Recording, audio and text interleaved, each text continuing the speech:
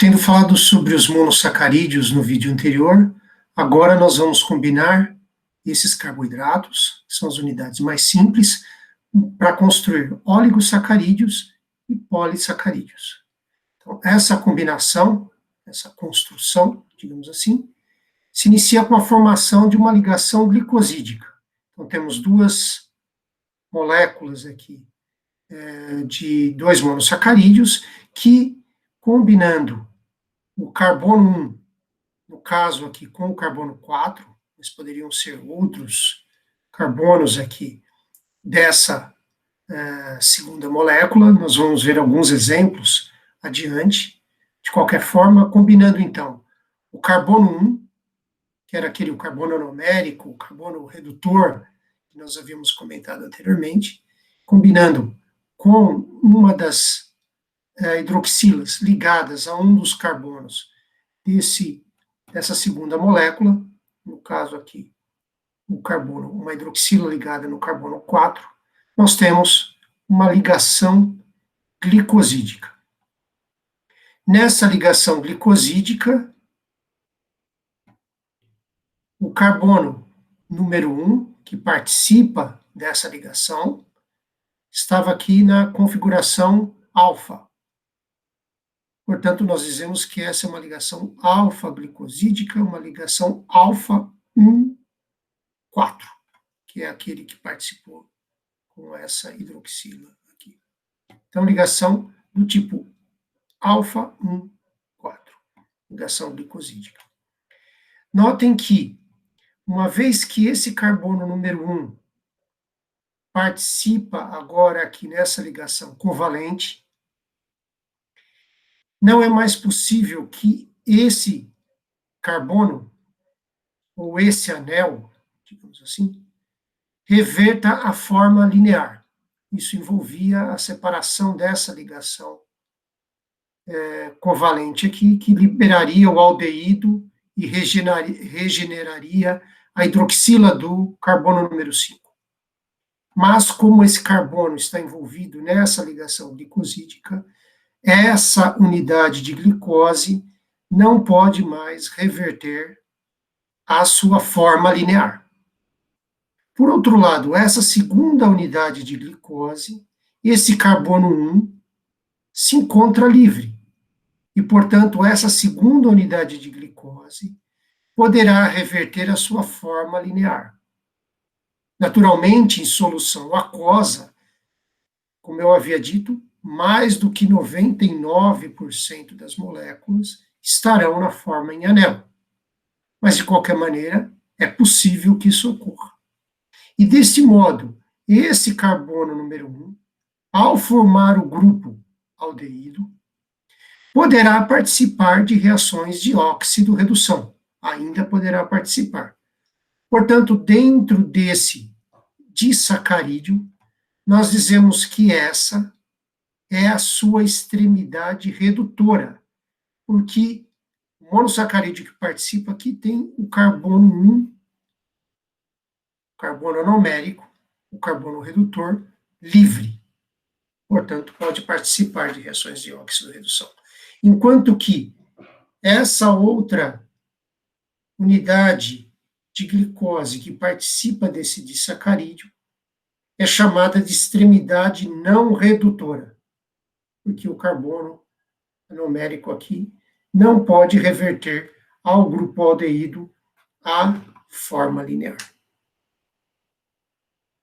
Como eu havia dito, nós temos uma ligação do tipo alfa, aqui estão combinando duas unidades de glicose, o que originou o disacarídeo maltose.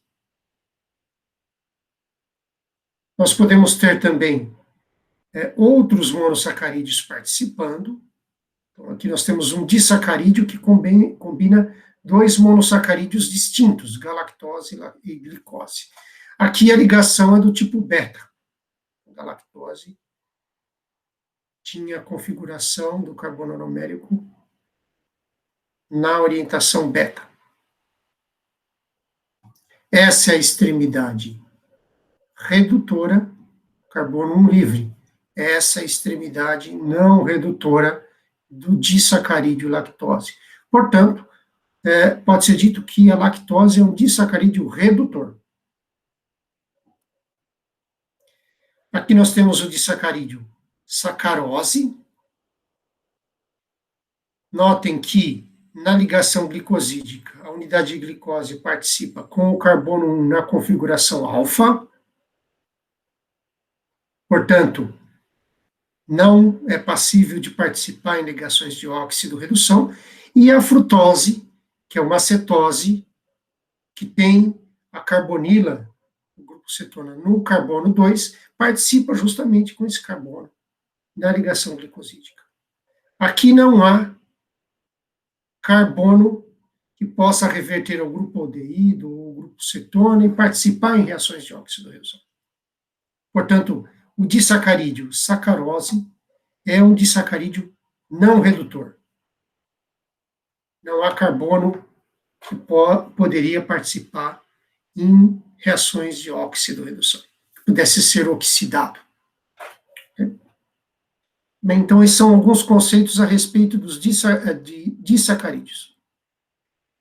Antes de passarmos aos polissacarídeos, é importante notarmos que é possível formar também ligações covalentes entre unidades de monossacarídeos e a cadeia lateral de aminoácidos que participam em polipeptídeos, em proteínas, representados aqui nessa linha. Então, nós temos um monossacarídeo, que é o N-acetilgalactosamina, N-acetilglucosamina, participando de ligações covalentes com cadeias laterais de aminoácidos, portanto, se ligando covalentemente na estrutura de proteínas. Esse tipo de ligação é encontrado com aminoácidos serina e treonina, são chamados O-ligados. E com o aminoácido asparagina, na cadeia lateral desse aminoácido, chamados de N-ligados. Notem aqui, tipo de ligação diferente. Esses monossacarídeos podem estar ligados a outros monossacarídeos, ou seja, montando oligosacarídeos, que estão esquematizados aqui de acordo com essa chave aqui, de formas e cores, para exemplificar quais seriam esses monossacarídeos. Portanto, nós temos oligosacarídeos de tipos variados que podem estar ligados à cadeia polipeptídica de proteínas. Esse tipo de glicosilação das proteínas será importante na formação de glicoproteínas que compõem, por exemplo, a membrana celular. Já foram mencionadas anteriormente na aula de membranas, onde foi dito que haviam proteínas ligadas a oligosacarídeos que faziam parte da estrutura de membranas biológicas. Então, aqui estamos complementando agora a parte referente aos oligosacarídeos que estão ligados àquelas proteínas. Adiante, nós vamos ver a estrutura de proteínas, e isso será mais bem detalhado nessa outra parte aqui. Indo, então, agora para os polissacarídeos. Então, agora vamos combinar centenas de unidades de monossacarídeos ligados por ligações glicosídicas, como aquelas exemplificadas anteriormente. E aqui vamos definir apenas alguns termos que vocês vão encontrar em livros-textos. São os homopolissacarídeos, como no esquema aqui, rapidamente vocês entendem os termos. Ele é um polissacarídeo formado exclusivamente pelo mesmo tipo, um único tipo, de monossacarídeo. Se fossem muitas glicoses, por exemplo, unidas com um certo tipo de ligação glicosídica ao longo da cadeia. É possível que nós tenhamos homopolissacarídeos que têm sempre o mesmo tipo de ligação, por exemplo, beta-1,4, ou ainda aqueles que combinam com o mesmo tipo de unidade, mesmo tipo de monossacarídeo, dois tipos de ligação glicosídicas diferentes. Por exemplo, alternando ligação beta 4 e beta 3, por exemplo. Nós podemos ter polissacarídeos que são ramificados, e o esquema é explicativo. Temos uma cadeia, e existe algum ponto em que o monossacarídeo participa em duas ligações glicosídicas. A partir dessas duas, cresce uma nova cadeia, a partir de cada uma delas, cresce uma nova cadeia, onde se repete, ao longo dessa cadeia, desse polissacarídeo, esse tipo de ligação, e o mesmo tipo de unidade. Heteropolissacarídeos, o esquema já mostra. Nós temos mais do que um tipo de monossacarídeo compondo esse tipo de macromolécula. E os termos ramificado e não ramificado já foram explicados. Então, vamos agora abordar alguns polissacarídeos e observarmos como a ligação glicosídica influencia na conformação espacial, na forma espacial, portanto, desses polissacarídeos. Nós temos uma lista aqui de alguns polissacarídeos importantes, né? Tem papéis relevantes. Então, o glicogênio, por exemplo, a gente tinha mencionado, armazenagem de energia, celulose, que era um polissacarídeo envolvido na formação da parede de células vegetais, tinha função estrutural. E aqui outros que vocês podem tranquilamente depois ler no livro-texto. Vamos falar então inicialmente sobre a celulose. Como colocado no slide anterior, ele é formado por unidades de glicose, esse polissacarídeo, que são unidas por uma ligação do tipo beta 1, 4. Então, a ligação glicosídica tem a participação do carbono 1. Está na configuração do tipo beta, beta 1 ligado ao carbono 4, que é aquele que participou com a hidroxila na formação da ligação glicosídica. Então, essa unidade se repete N vezes ao longo de uma cadeia.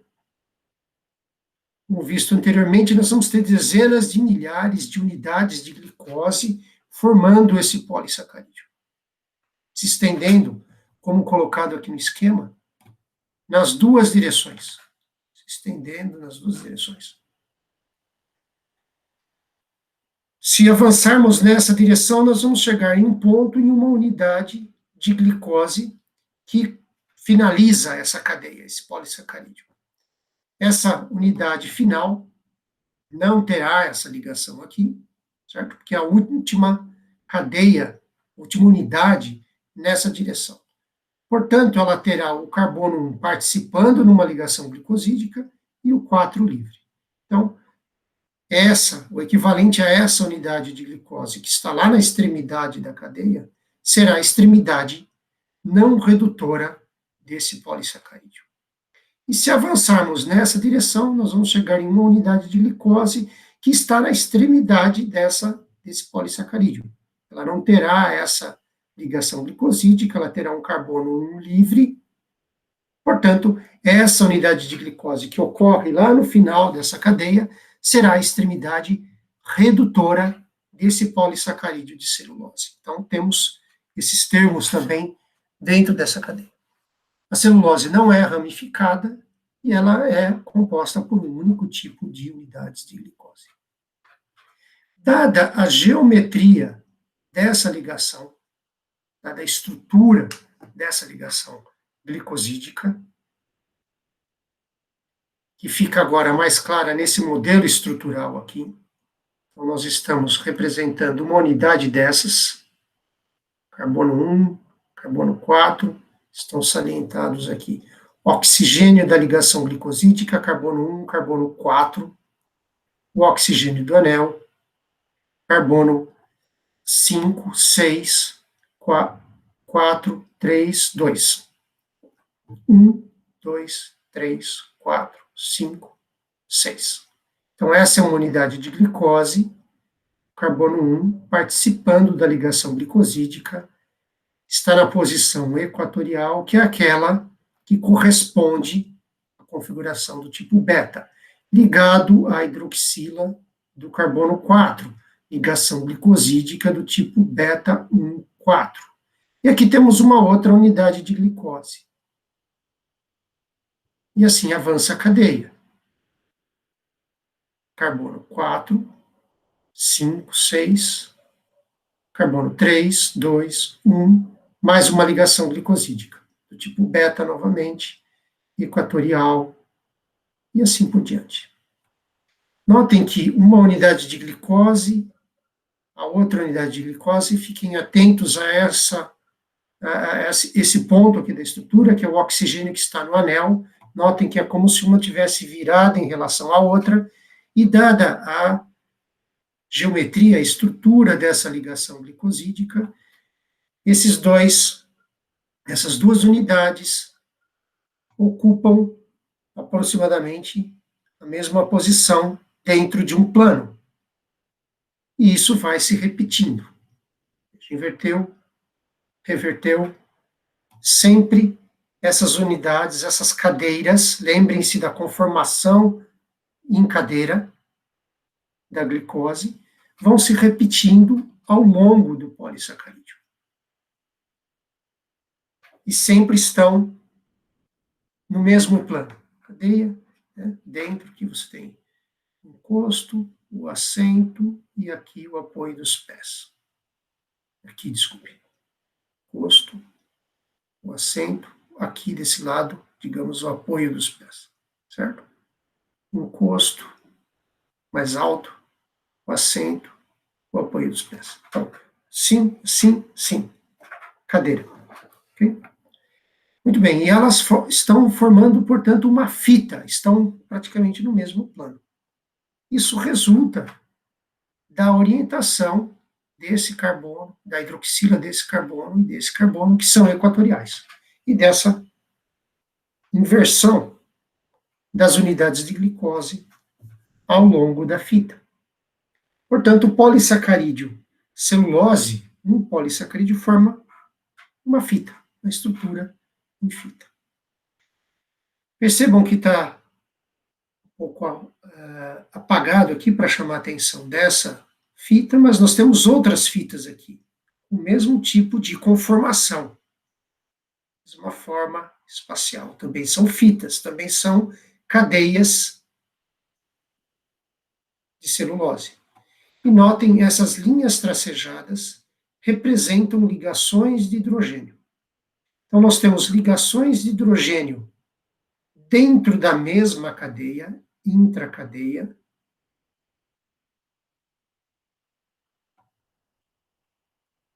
como entre cadeias. Entre cadeias. Portanto, essa estrutura é plana e todos os grupos hidroxila, se vocês prestarem atenção, estão envolvidos em ligações de hidrogênio intracadeia ou entre cadeias. Portanto, temos várias, como se fossem lâminas, que podem se ligar entre si no mesmo plano e no plano acima também, compondo uma série de fibras, formando essas lâminas, formando uma fibra. Como todos os grupos estão envolvidos em ligações de hidrogênio entre si, interagem muito pouco com a água. E, portanto, o polissacarídeo acaba sendo muito pouco solúvel, muito difícil de ser hidratado. Muito pouco solúvel em água, muito difícil de ser hidratado. É a dificuldade de extração desse tipo de polissacarídeo da celulose de materiais onde nós o encontramos, por exemplo, nas paredes celulares de plantas. Okay?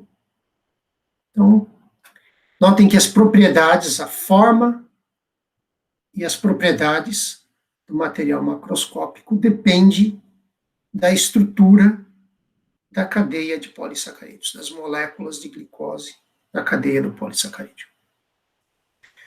O outro polissacarídeo que nós podemos abordar como exemplo é a amilose. E agora a ligação aqui é do tipo alfa 1,4. Vejam, são unidades de glicose, ela terá em algum ponto uma extremidade redutora, em algum outro ponto uma extremidade não redutora, lá no final dessa cadeia, e é também aqui. São unidades de glicose, tudo muito parecido com a celulose, em termos do tipo de monossacarídeo que compõe, os carbonos que participam na ligação glicosídica, tem extremidade redutora, não redutora, mas notem que a ligação aqui é do tipo alfa. Na celulose era do tipo beta.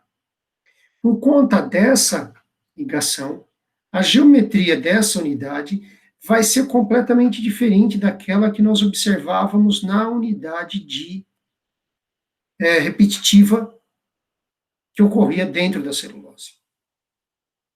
Vejam, alfa, carbono 1 em alfa, carbono 4. Então, nós temos esse ângulo.